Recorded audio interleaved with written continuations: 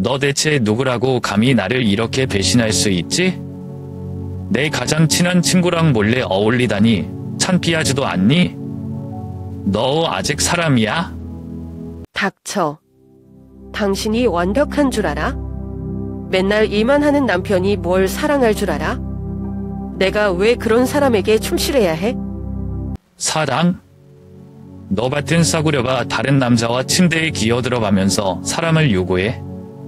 너 같은 사람은 아내로도 엄마로도 자격이 없어. 알겠어? 저는 평범한 남편이자 아버지였습니다. 하지만 아내와 절친의 배신으로 모든 것이 무너졌습니다. 이혼 후 새로운 삶을 시작했지만 그녀의 메시지가 모든 것을 흔들어 놓았습니다. 여러분이라면 용서할 수 있겠습니까? 아니면 과거를 영원히 뒤로하고 떠나야 할까요? 나는 민호입니다. 올해 42살이고 서울의 한 모욕회사에서 일하고 있습니다. 제 삶은 겉보기에는 그저 평범하고 안정적입니다. 큰 야망이 있는 사람은 아니지만 늘 가족을 위해 성실하게 살아왔습니다. 서울에서의 삶은 흔히 끝없이 돌아가는 풍리바퀴 속에 있는 것처럼 느껴진다고들 하지만 저에게는 익숙한 일상의 일부일 뿐입니다. 익숙함 속에서 작지만 분명한 행복을 느낄 수 있었습니다. 저희 직업은 주로 계약 검토, 물품 확인, 그리고 해외 파트너와의 연락을 담당합니다. 회사는 강남에 위치하고 있으며 집이 있는 이태원에서 지하철로 약 40분 거리에 있습니다. 매일 아침 7시에 집을 나서면 빵 굽는 냄새와 커피 향이 가득한 골목길을 지나며 활기찬 서울의 아침을 느끼곤 합니다. 이런 소소한 순간들이 서울의 매력을 더욱 빛나게 합니다. 가족은 제 삶의 원동력입니다. 제 아내 지유는 저보다 3살 어리고 부드러운 미소와 함께 강한 의지를 가진 사람입니다. 우리는 15년 전 공통 친구들과의 모임에서 처음 만났습니다. 그녀의 웃음에 이끌려 한 해 동안 교제한 끝에 결혼을 하게 되었고 이태원의 작은 골목이 있는 2층 집에서 새로운 가정을 꾸렸습니다. 이곳은 화려하진 않지만 따뜻하고 다문화적인 매력을 가진 동네입니다. 우리에게는 10살 된 아들 민재가 있습니다. 민재는 제 삶의 자랑이자 기쁨입니다. 그는 이태원 인근의 초등학교에 다니고 있는데 그 학교는 교육 수준이 높기로 유명합니다. 저녁이면 함께 숙제를 하거나 근처 공원에서 축구를 하며 시간을 보냅니다. 지유는 가족의 식사를 담당하는데 그녀가 만든 김치찌개는 그야말로 최고입니다. 그러나 지난 1년간 무언가 변하기 시작했습니다. 처음에는 지은의 업무가 바빠졌기 때문이라 생각했습니다. 그녀는 대기업의 회계 담당자로 연말 프로젝트로 인해 늦게까지 일할 때가 많았습니다. 하지만 시간이 지날수록 그녀가 가족과 함께 보내는 시간이 점점 줄어드는 것을 느꼈습니다. 저녁 식탁에는 아내 대신 아들과 제가 단둘이 앉아 있는 날이 많아졌습니다. 그녀는 자주 이렇게 말했습니다. 오늘은 내가 너무 바빠서 먼저 저녁 먹어. 밤새 사무실에서 일해야 할 수도 있어. 저는 그녀의 말을 믿으려 노력했지만 속마음 깊은 곳에서는 설명할 수 없는 불안감이 서서히 고개를 들기 시작했습니다. 지은의 태도 변화는 점점 더 눈에 띄게 드러났습니다. 그녀는 예전의 소박한 옷차림 대신 더 세련된 스타일을 고르기 시작했습니다. 머리를 더 자주 손질하고 고급 화장품을 구입하기 시작했죠. 그녀는 직장에서 좋은 인상을 주기 위해 라고 설명했지만 제 안에서는 의심의 씨앗이 자라기 시작했습니다. 또한 그녀는 가끔 컴퓨터로 이메일을 읽으며 미소를 짓곤 했습니다. 제가 농담으로 뭐가 그렇게 재미있어? 하고 물어보면 그녀는 대답 대신 웃음으로 넘기곤 했습니다. 이런 작은 변화들이 저희 사이에 무언가 보이지 않는 벽을 세우는 것 같았습니다. 저는 지은을 사랑하지만 동시에 그녀를 잃을까 두려웠습니다. 우리의 아들 민재도 무언가 이상함을 느낀 듯했습니다. 어느 날 민재가 저에게 물었습니다. 아빠, 왜 엄마는 요즘 우리랑 저녁을 안 먹어? 그 순수한 질문이 제 가슴을 무겁게 했습니다. 저는 단지 엄마가 바쁘다는 핑계로 답하며 민재와 더 많은 시간을 보내려고 노력했습니다. 하지만 그게 과연 충분할까요? 이태원에서의 삶은 저희 가족에게 많은 추억을 남겼습니다. 가족이 함께 발코니에 앉아 도시의 야경을 감상하던 날들, 주말 저녁 영화 감상, 그리고 골목길 작은 가게를 거닐던 시간이 떠오릅니다. 하지만 이제 이런 순간들은 점점 추억 속에 묻혀가고 있었습니다. 스스로에게 묻습니다. 내가 잘못한 걸까? 너무 일에만 집중한 나머지 지은의 마음을 놓친 건 아닐까? 아니면 단지 결혼 생활에서 누구나 겪는 한 단계를 지나고 있는 것일까요? 무엇이 진실인지 알 수 없지만 하나는 확실합니다. 저는 더 이상 이런 상황을 방치할 수 없다는 것을 깨달았습니다. 이제 저는 진실을 마주할 준비를 해야만 합니다. 그날은 평소와 다르지 않았습니다. 아침에 집을 나서 강남으로 출근했고 일상이 익숙하게 흘러가고 있었습니다. 사무실에서 업무를 마무리하고 동료들과 점심을 먹고 회의가 끝난 후 저는 잠시 숨을 고르기 위해 책상에 앉아 있었습니다. 그런데 그 순간 컴퓨터 화면에 뜬 이메일 한 통이 저의 평온한 하루를 송두리째 뒤집어 놓았습니다. 지은에 대해 확신하십니까? 제목을 본 순간 제 가슴이 내려앉는 듯한 기분이 들었습니다. 발신자는 익명으로 되어 있었고 메일 안에는 첨부 파일이 있었습니다. 호기심과 불안이 교차한 끝에 파일을 열었습니다. 화면 속에는 지은이 낯선 남성과 함께 강남의 한 카페에서 담소를 나누는 사진들이 들어 있었습니다. 사진 속 그녀는 평소처럼 미소를 짓고 있었지만 그 미소는 제가 알고 있는 아내의 모습과는 달라 보였습니다. 낯선 남성과 함께 찍힌 장면은 단순한 북녀 관계를 넘는 친밀함이 느껴졌습니다.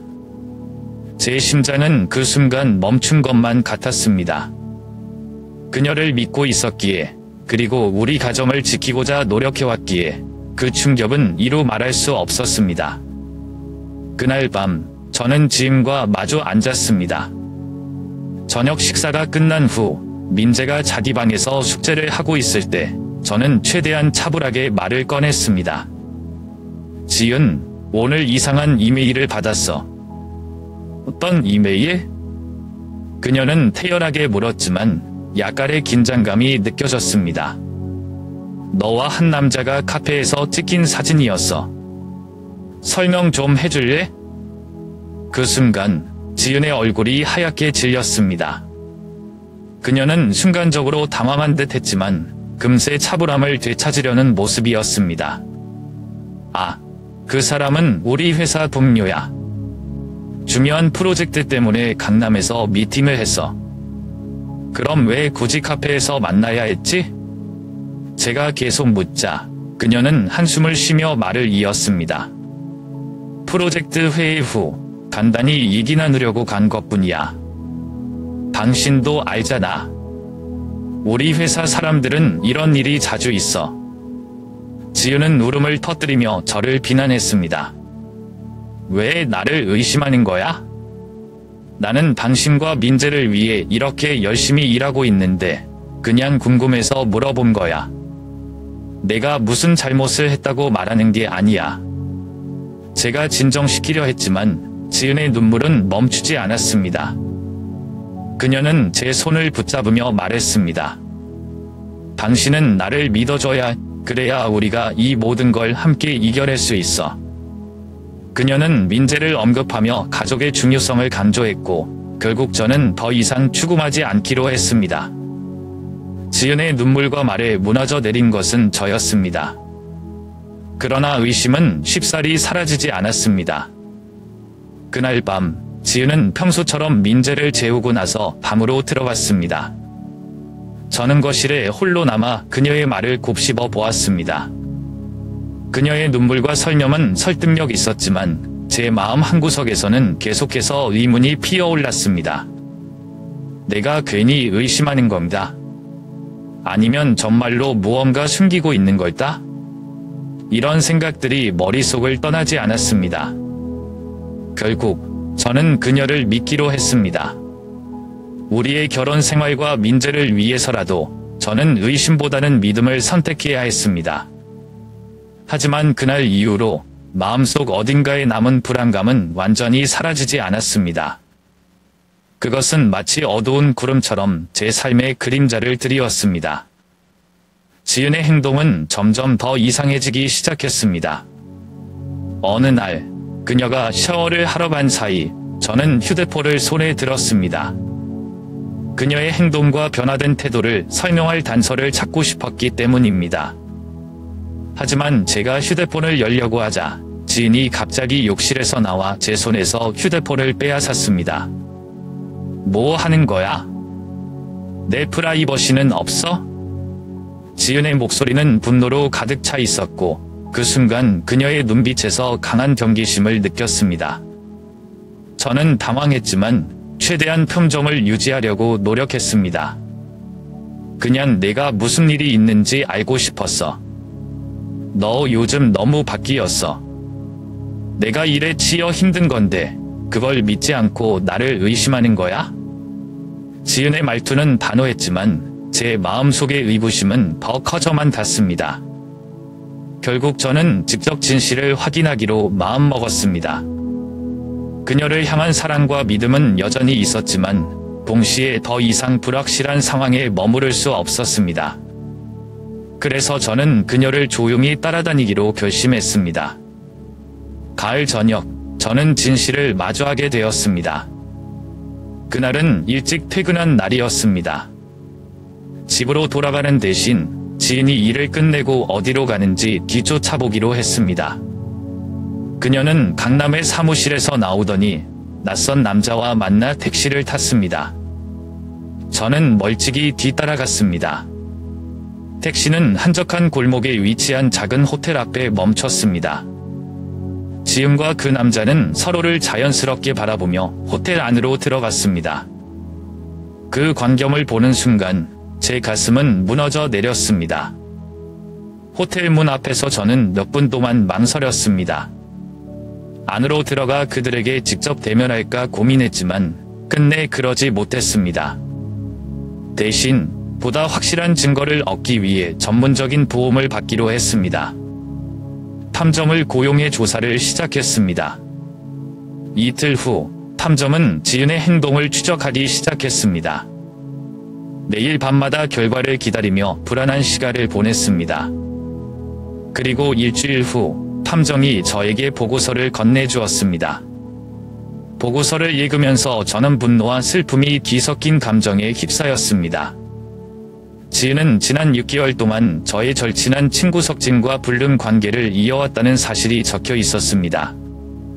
석진은 저희 집에 자주 놀러와 함께 바둑을 두던 친구였습니다. 그는 저를 형처럼 따르며 제가 믿고 의지했던 사람 중 하나였습니다. 보고서에는 두 사람이 주고받은 메시지와 함께 여러 차례 만남을 가진 장소와 시간이 기록되어 있었습니다. 그들이 처음 만난 날부터 제가 알지 못했던 지은의 또 다른 삶의 모습이 낱낱이 드러났습니다. 모든 것이 무너지는 기분이었습니다. 저는 손에 들고 있던 보고서를 내려놓고 한동안 움직일 수 없었습니다. 머릿속은 혼란스러웠고 마음속에서는 배신감과 분노가 치밀어 올랐습니다.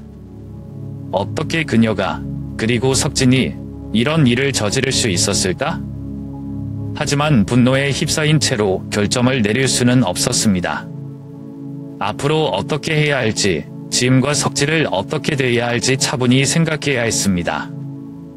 그러나 한 가지는 분명했습니다. 이제는 진실을 마주해야 한다는 것입니다. 모든 것이 밝혀졌을 때 저는 마치 제 세상이 무너지는 듯한 기분이었습니다.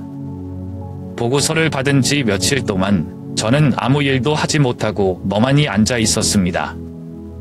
분노와 슬픔이 교차하며 머릿속은 온통 혼란스러웠습니다. 무엇보다도 제가 믿고 의지했던 두 사람이 저를 이렇게 배신했다는 사실이 가슴 깊이 아팠습니다. 하지만 언제까지나 이 상황을 회피할 수는 없었습니다. 그래서 저는 석진을 집으로 초대해 이야기를 나누기로 결심했습니다. 석진은 평소와 다름없는 얼굴로 저희 집 문을 두드렸습니다. 저는 그를 거실로 데려가 앉게 했습니다. 처음 몇 분간의 침묵은 너무나 무거웠습니다. 하지만 제 마음속 분노가 참을 수 없을 정도로 치솟자 저는 그에게 직설적으로 물었습니다. 너와 지은 사이에 무슨 일이 있었는지 다 알고 있어. 이제 너희 입에서 직접 듣고 싶어. 석진은 처음에는 말을 하지 않았습니다. 그러나 그의 그 점은 마치 들켰지만 후회하지 않는 사람의 얼굴 같았습니다. 그래, 알아챘군. 그는 담담한 목소리로 말했습니다. 그런데 어쩌려고? 지인이랑 나, 둘 다 행복을 찾은 것뿐이야. 그의 말은 마치 칼처럼 제 가슴을 찔렀습니다. 하지만 더 큰 충격은 그의 다음 말이었습니다. 솔직히 말해서 너는 지은을 제대로 사랑하지 못했어. 그래서 그녀가 나를 선택한 거야. 이제 그년 이혼해. 그녀는 더 나은 사랑을 받을 자격이 있어. 그의 말이 끝나자마자 저는 더 이상 참을 수 없었습니다. 이게 내가 할 말이냐? 내가 널 얼마나 믿었는데 넌 내 가족을 파괴했어. 저는 소리를 질렀고 석진은 오히려 도발하듯이 비웃었습니다. 믿음? 그건 너의 착각이야. 지은은 이미 너에게서 떠났어. 너는 그저 그 사실을 인정하지 못할 뿐이야. 이 순간 저는 그의 얼굴을 주먹으로 치고 싶은 충동에 휩싸였지만 스스로를 겨우 억눌렀습니다. 대신 저는 그를 집 밖으로 내쫓았습니다. 다시는 내 집에 발도 들이지 마라. 그리고 지은과도 끝낼 생각이야. 우리 가족은 너 같은 배신자 때문에 망가질 수 없어. 석진이 문을 나서며 마지막으로 남긴 말은 저를 더욱 깊은 절망으로 몰아넣었습니다. 그럼 잘해봐. 하지만 기억해. 지은은 결국 나를 원할 거야. 그가 떠난 뒤 저는 소파에 주저앉아 머리를 감싸쥐었습니다. 분노, 슬픔, 그리고 배신감이 한꺼번에 몰려왔습니다. 하지만 이제는 앞으로의 행동을 결정해야 했습니다. 다음 날 저는 직장에서 휴가를 내고 지은과의 진지한 대화를 준비하기로 했습니다. 하지만 그녀에게 직접 물어보기 전에 그녀의 행동을 이해하고자 과거를 돌아보았습니다. 돌아보니 지은의 태도 변화는 이미 몇 달 전부터 시작되었던 것 같았습니다. 늘어난 야근과 동료와의 만남, 처음에는 단순한 업무 스트레스라고 생각했지만 이제 보니 그것은 감염이었습니다. 변화된 외모와 생활 습관, 그녀가 갑자기 패션과 메이크업에 신경 쓰기 시작했을 때 저는 그저 그녀가 자기 자신을 가꾸고 싶어하는 줄로만 알았습니다. 늘어난 핸드폰 사용, 집에서도 휴대폰을 손에서 놓지 않는 그녀의 모습이 떠올랐습니다.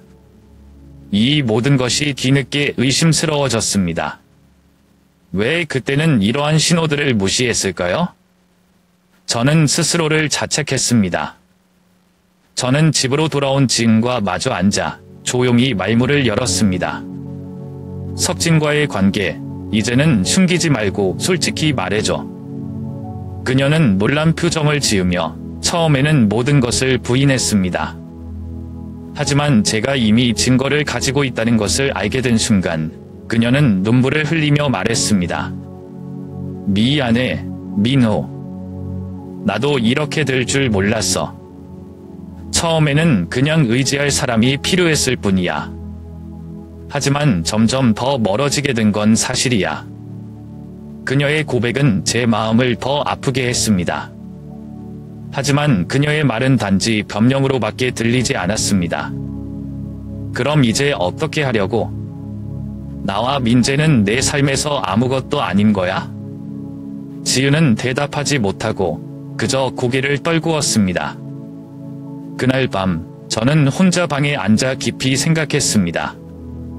지은과 석진은 저에게 가장 소중했던 사람들 중 하나였지만 이제는 제 삶에서 완전히 사라져야 한다는 결론에 이르렀습니다. 하지만 문제는 단순히 그들 사이의 관계가 아니었습니다. 민재에게 어떤 영향을 미칠지, 이혼 후 우리가 어떤 삶을 살게 될지에 대한 고민이 더 큰 문제로 다가왔습니다. 지은과 석진의 관계가 밝혀진 뒤 저는 깊은 혼란에 빠졌습니다. 모든 것을 감당하기에는 너무 벅찼고 누구에게라도 도움을 청하고 싶었습니다. 그 순간 떠오른 사람이 바로 지은의 어머니였습니다. 그녀는 항상 저에게 따뜻하게 대해주셨고 민재와도 가까운 사이였기 때문에 지은을 설득할 수 있는 유일한 사람이라 생각했습니다. 저는 전화를 걸어 그녀와 약속을 잡았습니다. 어머님, 꼭 뵙고 드릴 말씀이 있습니다. 그녀는 제 목소리에서 심상치 않은 기운을 느꼈는지 곧바로 저를 집으로 초대했습니다. 그날 저녁, 저는 그녀의 집으로 향했습니다. 지은의 어머니는 따뜻한 차를 준비하며 제게 앉으라고 했습니다. 처음에는 민재의 근황에 대해 물으며 분위기를 풀려고 했지만 저는 더 이상 감정을 억누를 수 없었습니다. 어머님, 사실을 말씀드리겠습니다. 지은이 저를 배신했습니다. 석진과 6개월 동안 관계를 이어왔어요. 그녀는 손에 들고 있던 찻잔을 내려놓고 한동안 말을 잇지 못했습니다. 그녀의 표정에는 충격과 슬픔이 서려 있었습니다. 그럴 리가. 지은이 왜 그랬을까요? 그녀는 중얼거리듯 말하며 눈물을 흘리기 시작했습니다. 저는 그녀에게 모든 상황을 설명하며 지은을 설득해달라고 부탁했습니다. 그녀의 어머니는 고개를 끄덕이며 이야기를 듣더니 뜻밖의 말을 꺼냈습니다. 민호, 사실 너에게 말하지 못했던 비밀이 있어. 지은과 석진은 대학 시절부터 서로를 좋아했어. 그녀는 한숨을 내쉬며 말을 이어갔습니다. 그때 우리는 석진이 지은과 결혼하기에는 조건이 맞지 않는다고 생각했어. 그래서 너를 선택하도록 권유했지. 너는 안정적인 직업과 성실함을 갖춘 사람이었으니까. 하지만 결국 지은은 석진을 완전히 잊지 못했을지도 몰라. 그녀의 말은 마치 저를 무너뜨리는 마지막 한 방과 같았습니다. 저는 지금까지 지은의 남편이 아니라 단순히 대체자에 불과했던 것일까요? 모든 것이 거짓처럼 느껴졌습니다. 지은과의 결혼 생활, 민재와 함께한 추억, 그리고 지은에 대한 믿음 모두가 산산조각 난 기분이었습니다. 어머님, 이 말은 너무 가혹합니다. 그렇다면 왜 저와 결혼하도록 강요하신 겁니다? 저는 억눌린 분노로 그녀를 바라보며 물었습니다. 그녀는 고개를 숙이며 조용히 대답했습니다. 그땐 그것이 지은과 가족 모두를 위한 최선이라고 생각했어. 하지만 이런 일이 생길 줄은 정말 몰랐다. 집으로 돌아오는 길, 저는 머릿속에서 그녀의 말을 지우려 했지만 그럴 수 없었습니다. 지은과의 결혼이 처음부터 왜곡된 기반 위에 세워졌다는 생각에 견딜 수 없는 분노가 솟구쳤습니다. 집에 도착하자마자 저는 책상 앞에 앉아 이혼 서류를 작성하기 시작했습니다. 지은에게 더 이상 기회를 줄 수 없었습니다. 그녀와의 관계를 끝내는 것만이 저와 민재를 위한 최선이라고 판단했습니다. 다음 날 아침, 저는 변호사를 찾아가 이혼 소송을 제기했습니다. 민재의 양육권도 제가 가져가기로 결심했습니다. 민재는 이런 혼란 속에서 자라서는 안 됩니다. 저는 민재를 안정적으로 키울 자신이 있습니다. 변호사 앞에서 이렇게 말하며 제 결의를 다졌습니다. 그날 밤, 저는 민재의 방으로 들어갔습니다. 침대 옆에 앉아 자고 있는 아들의 얼굴을 보며 눈물을 흘렸습니다. 이 아이를 위해서라도 저는 강해져야 했습니다. 민재가 행복하고 안정적인 환경에서 자랄 수 있도록 저는 모든 힘을 다해 노력하기로 결심했습니다. 며칠 동안 그녀는 저에게 끊임없이 연락을 시도했고 눈물로 호소하며 한 번만 더 기회를 달라고 부탁했습니다. 그녀는 민재와의 시간을 강조하며 가족을 위해 노력하겠다고 다짐했습니다. 민호, 내가 잘못했어. 정말이야. 하지만 우리 가족은 이렇게 끝나서는 안 돼. 민재를 위해서라도 다시 생각해줘. 그녀의 눈물과 말은 예전 같았으면 저를 움직였을지도 모릅니다. 하지만 이제는 아니었습니다. 지은에 대한 신뢰는 완전히 무너졌고 그녀와의 관계를 되돌릴 수 없다는 확신이 들었습니다. 이미 늦었어, 지은. 너와 나, 그리고 민재를 위해서라도 이혼이 최선이야. 저는 단호하게 말하며 그녀의 간청을 거절했습니다. 그로부터 며칠 후 아침에 출근 준비를 하던 중 전화벨이 울렸습니다. 수화기 너머로 들려온 목소리는 경찰이었습니다. 김민호 씨 맞으십니까? 석진 씨가 오늘 새벽에 그날의 공격을 받아 병원으로 옮겨졌습니다. 현재 상태가 위독합니다. 순간 심장이 멎는 듯한 기분이 들었습니다. 석진의 이름을 듣는 것만으로도 불쾌했지만 동시에 이런 일이 벌어졌다는 사실에 충격을 받았습니다. 그를 공격한 사람이 누구인지 그리고 그 이유가 무엇인지 이해할 수 없었습니다. 경찰은 석진의 병원으로 와서 몇 가지 질문에 답해달라고 요청했습니다. 저는 서둘러 병원으로 향하며 머릿속에서 여러 가능성을 떠올렸습니다. 병원으로 가는 길, 저는 지은의 행동이 떠올랐습니다. 이혼 서류를 받은 뒤 그녀는 여러 차례 절박한 모습을 보였고 심지어 한 번은 이렇게 말하기도 했습니다. 우리 가족을 해치려는 사람은 내가 막을 거야. 무슨 일이 있어도 지킬 거야. 그녀의 말이 단순한 감정적 표현이었을 수도 있지만 지금 상황에서는 다르게 느껴졌습니다. 혹시 지은이 석진에게 무언가를 했을 가능성이 있을까요? 이런 생각이 스치면서도 그녀가 그런 극단적인 행동을 할 사람이라고 믿고 싶지 않았습니다. 병원에 도착하니 경찰관 2명이 저를 기다리고 있었습니다. 김민호 씨, 석진 씨와 어떤 관계인지 말씀해 주시겠습니까? 저는 사건과 무관하다는 것을 강조하며 석진과의 개인적인 갈등에 대해 간단히 설명했습니다. 우린 친구였지만 최근에 큰 문제가 생겼습니다.